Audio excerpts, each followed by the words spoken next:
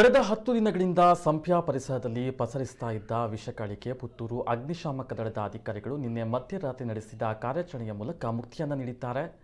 ಬೆಂಗಳೂರು ಮೂಲದ royal automobiles ಸಂಸ್ಥೆ ಕಳೆದ 2 ತಿಂಗಳಿನಿಂದ ಕೆಎಸ್ಆರ್ಟಿಸಿ ಸಂಸ್ಥೆಯಿಂದ ಏಲಂನಲ್ಲಿ ಪಡೆದುಕೊಂಡಿದ್ದ ನಿರುಪಯೋಗಿ ಬಸ್ಗಳನ್ನು ಪ್ರತ್ಯೇಕವಾಗಿ ವಿಂಗಡಿಸುವ ಕಾರ್ಯವನ್ನು ನಡೆಸ್ತಾ ಇತ್ತು.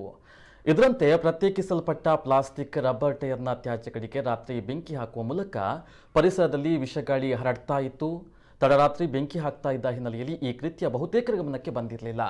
ಈ ವಿಷಗಾಳಿಯಿಂದ ಪರಿಸರದ ಹಲವರಲ್ಲಿ ಅನಾರೋಗ್ಯ ಕಾಣಿಸಿಕೊಂಡಿದ್ದು, ಕೆಲವು ಮನೆ ಮಂದಿ ವಲಸೆ ಹೊರಟಿದ್ದಾರೆ. ಸ್ಥಳೀಯವಾಗಿ ಹಲವರು ಈ ಬಗ್ಗೆ ಗುತ್ತಿಗೆ ಸಂಸ್ಥೆಯ ಸಿಬ್ಬಂದಿಗಳ ಗಮನಕ್ಕೆ ತಂದಿದ್ರು, ನಿರ್ಲಕ್ಷ್ಯ ತೋರಿ ಬೆಂಕಿ ಹಾಕುವುದನ್ನು ಮುಂದುವರೆಸಿದ್ರು. ಈ ನಡುವೆ ಜಮೀನಿನ ಮಾಲಕರಿಗೂ ಈ ಬಗ್ಗೆ ದೂರು ತಲುಪಿದ್ದು, ಗುತ್ತಿಗೆ ಕಂಪನಿ ಸಿಬ್ಬಂದಿಗಳಿಗೆ ಬೆಂಕಿ ಹಾಕದಂತೆ ನಿರ್ದೇಶನ ಮಾಡಿದ್ರು. ನಿನ್ನೆ ರಾತ್ರಿಯೂ ಮೈದಾನ 2 ಕಡೆಗಳಲ್ಲಿ ತ್ಯಾಜ್ಯ ರಾಶಿಗೆ ಬೆಂಕಿಯನ್ನು ಹಾಕಲಾಗಿದ್ದು, ಈ ಕುರಿತಾಗಿ ಸ್ಥಳೀಯರು ರಾತ್ರಿ 10:30ರ ಸುಮಾರಿಗೆ ಪುತ್ತೂರು ಅಗ್ನಿಶಾಮಕ ದಳಕ್ಕೆ ಕರೆಯನ್ನ ಮಾಡಿ ವಿಚಾರವನ್ನು ತಿಳಿಸಿದರು. ತಕ್ಷಣವೇ ಸ್ಥಳಕ್ಕೆ ಆಗಮಿಸಿದ ಅಗ್ನಿಶಾಮಕ ದಳದ ಅಧಿಕಾರಿಗಳು ಬೆಂಕಿಯನ್ನು ಆರಿಸಿದ್ದು, ಗುತ್ತಿಗೆ ಸಂಸ್ಥೆಯ ಸಿಬ್ಬಂದಿಗಳನ್ನು ತೀವ್ರ ತರಾಟೆಗೆ ತೆಗೆದುಕೊಂಡರು.